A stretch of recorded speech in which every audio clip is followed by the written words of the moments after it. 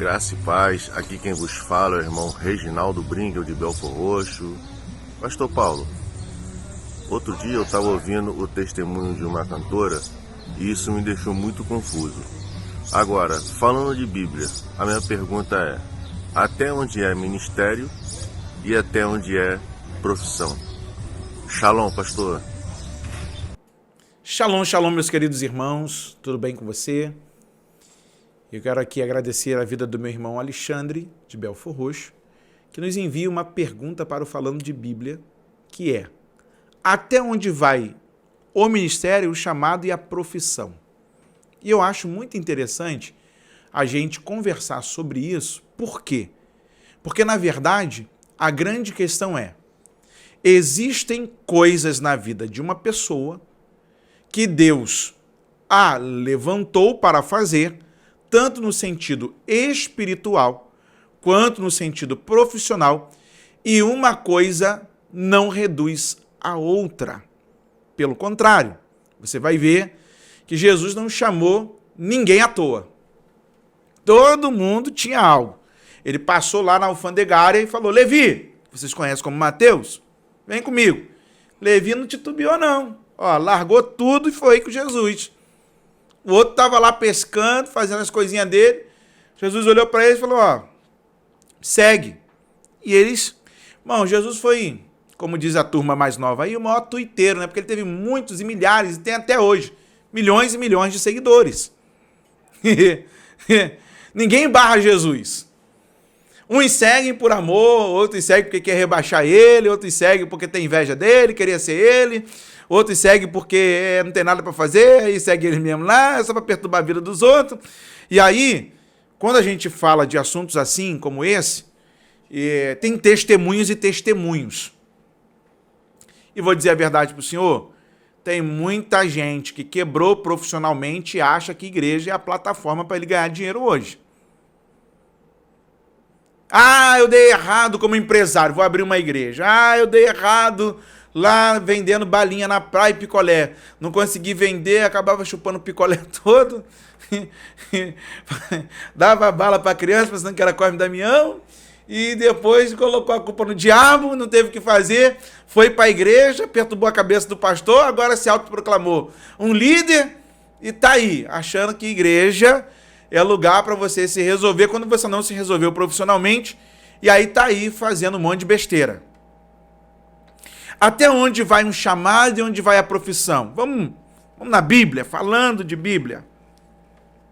Mateus capítulo de número 4, verso de número 17. Desde então começou Jesus a pregar e a dizer: arrependei-vos, porque é chegado o reino dos céus. 18. E Jesus, andando junto ao mar da Galileia, viu dois irmãos, Simão, chamado Pedro, e André, os quais lançavam as redes ao mar, porque eram pescadores. E disse-lhes: vinde após mim, e eu vos farei pescadores de homem. Então eles, deixando logo as redes, seguiram-no. Vou ler mais uma vez. Vou falar que nem uma assembleia. Você não entendeu. Senão você tinha dado glória. Eu vou repetir para você. Vou ler de novo. E Jesus, andando junto ao mar da Galileia, viu dois irmãos, Simão, chamado Pedro, e André, os quais lançavam as redes ao mar, porque eram pescadores. E disse-lhes: vinde após mim, e eu vos farei pescadores de homens. Então eles, deixando logo as redes, seguiram-no.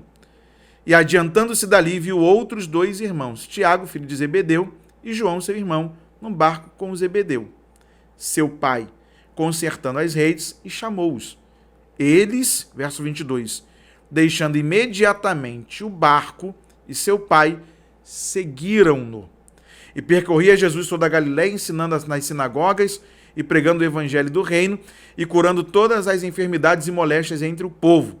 E a sua fama correu por toda a Síria, e traziam-lhe todos os que padeciam acometidos de várias enfermidades e tormentos, os endemoniados, o demônio fazendo ninho aí, endemoniados, os lunáticos e os paralíticos, e ele os curava.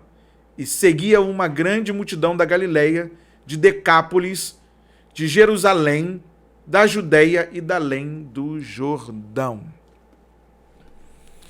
Pedro deixou de ser pescador profissionalmente no dia em que começou a andar com Jesus, mas o título de pescador continuou com ele. O Levi, conhecido como Mateus, era alfandegário, por profissão, ou seja, administrador, contador. Andou com Jesus. Mas a sua profissão continuava. Ele só não exercia. Tá me entendendo? Agora, existem pessoas que vêm lá do mundão e inventam um monte de história, igual teve muito testemunho mentiroso por aí. Irmão, eu era do Comando Vermelho, do PCC, do Terceiro Comando, eu fazia bruxaria. Tinha um aí no Rio de Janeiro, que ele dizia que, na primeira vez que eu vi o testemunho dele, ele falou que a mãe dele, que era a ex-mãe, a parceira da mãe menininha do Candoá, que ele tinha 137 terreiros de Umbanda e Candomblé. Aí 20 dias depois eu fui ouvi-lo de novo em um evento, aí ele já falou que a mãe dele não tinha 137, tinha 148. Aí depois de mais um mês, já tinha 170. Falei, meu Deus, essa mulher está prosperando muito! Ninguém ganha dessa mulher, rapaz, nem os evangelistas abriram tanta igreja como essa mulher abre terreiro de Umbanda e Candomblé. Aí na outra vez que eu encontrei, 6 meses depois, ela já tinha 300 terreiros de Umbanda de Candomblé. Eu falei, meu Deus, pode parar. Que é isso, meu pai? Essa mulher está ganhando um Brasil inteiro para a sua religião e a gente não está ganhando nada. Você pegou? Aí o outro falou que jogava bola com a cabeça dos outros e que não sei o quê. Aí tem um mentiroso aqui em São Gonçalo, que eu não vou dar nome, que falou que foi segurança do Romário. Romário nem conhece ele. O outro falando lá, eu fui segurança da agiota e do contraventor do jogo do bicho e que não sei o quê. Aí um dia eu tava lá em Niterói almoçando, aí chegou um camarada, ô, pastor Paulo, você conhece fulano? Eu tô procurando fulano falou que era meu segurança, rapaz. Acho que eu tô devendo salário pra ele. Nunca vi um camarada. Aí essas pragas chegam na igreja, esses demônios, falando assim, agora você é enérgico? Culpa nossa, do púlpito, que dá oportunidade sem antes ensinar, que consagra o cara a diácono, a presbítero, dá título para ele porque ele foi traficante 6 meses atrás e agora para tentar adiantar a obra de Deus, meu irmão, cuida primeiro do camarada. Não incentiva ele a ser um camarada que vai usurpar o nome de Deus e o nome de Cristo, vai jogar o nome de Cristo na lama, dizendo no altar ou no púlpito, como vocês chamam. Não, porque Deus fez... Eu vou contar aqui um negócio para vocês, que eu estava lá em Piabetá. Esse negócio aqui é sério. O camarada era ex-homossexual, ex-homoafetivo. Ele tinha silicone, tomava anticoncepcional para falar fino. Aí ele falou lá no meio da mensagem da vigília que ele ia falar uma coisa, que o céu ia descer, aí a terra ia ser impactada, os demônios iam correr e o nome do Senhor seria glorificado. A noiva dele lá embaixo, olhando pra cara dele, todo espantado, você não vai falar isso não. A gente via no olho da menina. Tipo, o menino, irmão, foi pra frente do púlpito, pegou o irmãozão dele, bateu no bumbum e gritou, Satanás!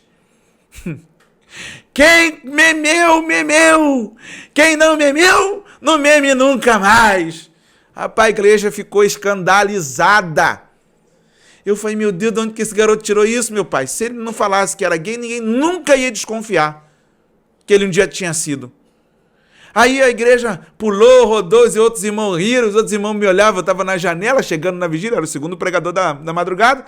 Aí eu olhava para a mocidade olhava para mim, o pastor falou, sai daí, que você vai me arrumar. Eu falei, não, ele que arrumou o problema, que falou quem memeu. Aí, para que esse tipo de testemunho? Até onde vai, irmão, a imaginação da cabeça do homem para tentar montar uma coisa, o outro falou que era do tráfico, que era isso, que era aquilo, o pastor que era delegado sentado, eu vou prender ele, rapaz. Não teve nada de bom, não se entregou, está com a ficha suja.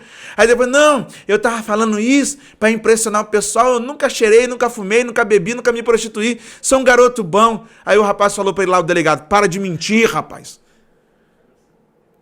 E o pior, irmão, tem pessoas, e aí agora a gente entra num ponto mais sério para terminar, que estão fazendo do seu comércio uma porta para lavar dinheiro que ele ganha na igreja. Maracutaia, 171, bandido. Eu tenho que falar sério agora com você. Bandido, isso não é crente não, isso não é pastor não, isso não é bispo, nem apóstolo, nem aqui, nem na China, nem no inferno, que nem um diabo que é ele, que é mais mentiroso que o Satanás. No campeonato de mentira, contou o irmão uma vez, o diabo chegou lá, viu o fulano, falou assim, não entra nessa fila aí não, Ô fulano aí, rapaz, ganha de mim? Falei, se o diabo é o pai da mentira, esse cara é o quê? É o bisavô. Falei, meu Deus!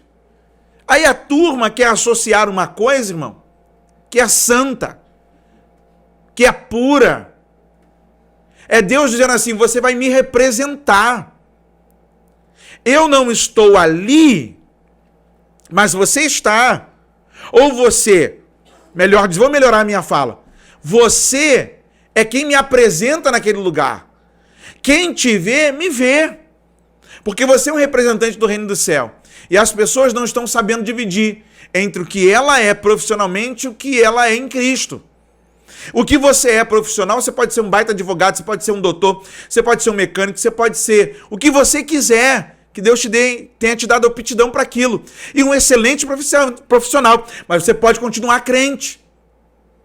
Aí o nosso irmão Alexandre está dizendo que tem pessoas que não desassociam.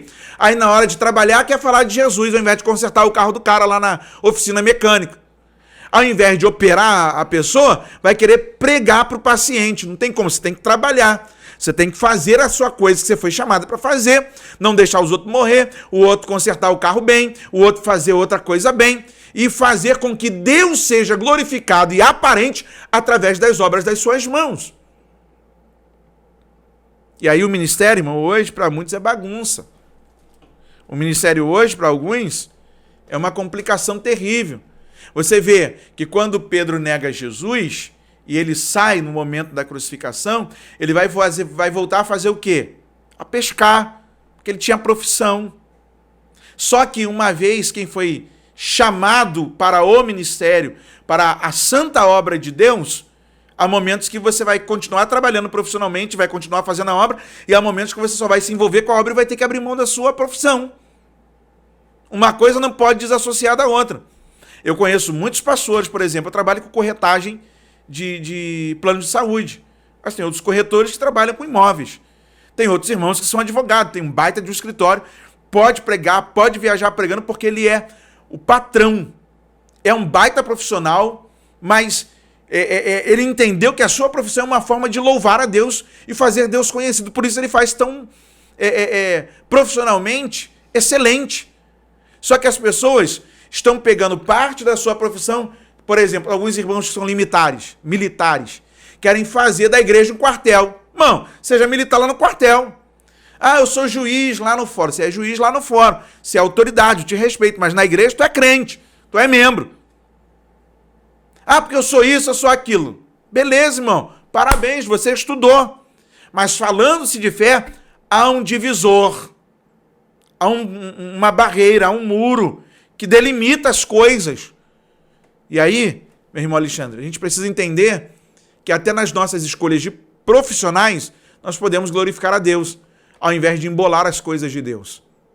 Que Deus em Cristo nos abençoe, que o Espírito Santo nos esclareça, que a condução do Espírito esteja apontando o nosso caminho.